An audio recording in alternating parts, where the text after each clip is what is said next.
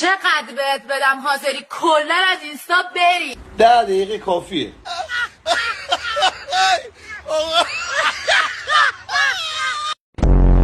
نگو قلیون، بگو شلنگ مخزنداره میان لبی دودساز. آقا سلام، خسته نباشید. یه شلنگ مخزندار میان لبی دودساز می‌خواستم. نه این نبود، میگم این نبود، خدا بگم.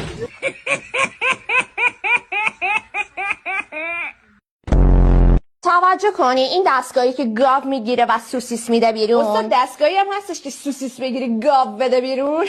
بله، مامانت.